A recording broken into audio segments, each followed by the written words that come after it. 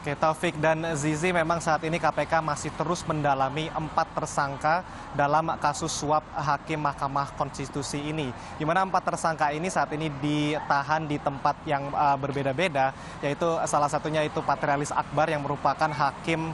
Konstitusi yang diduga menerima suap, saat ini ditahan di rumah tahanan KPK di gedung KPK ini, di mana tadi pagi juga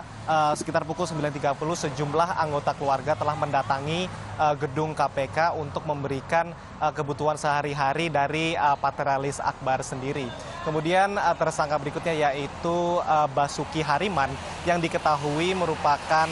seorang pengusaha pemberi suap yang disangka memberikan suap pada Patrialis Akbar, saat ini ditahan di rumah tahanan KPK di Pomdam Guntur. Kemudian berikutnya adalah Kamaludin yang diketahui atau yang disangkakan sebagai perantara antara Basuki Hariman dan juga Patrialis Akbar, saat ini ditahan di Polres Jakarta Pusat. Kemudian ada Eng Feni yang merupakan sekretaris dari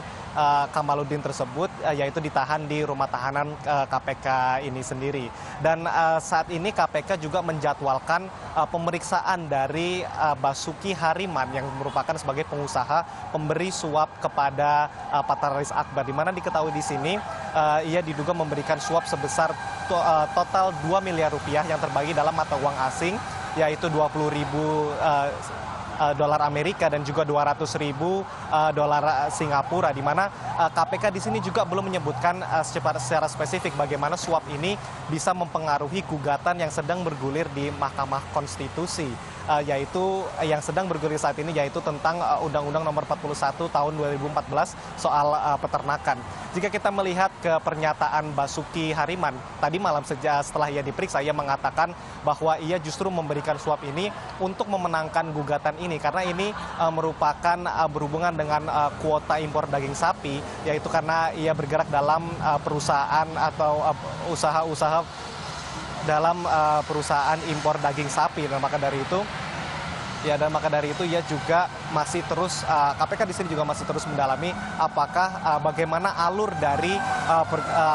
tersangka yang saat ini dilakukan, di mana kemarin juga disebutkan oleh Patrialis Akbar bahwa ia telah menyangkal semua keterlibatan dalam kasus ini. Dan jika kita melihat latar belakang dari undang-undang yang digugat saat ini, yaitu Undang-Undang Nomor 41 Tahun 2014 ini digugat pada tahun 2015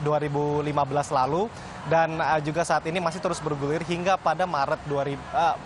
bulan Mei 2016 kemarin, dan juga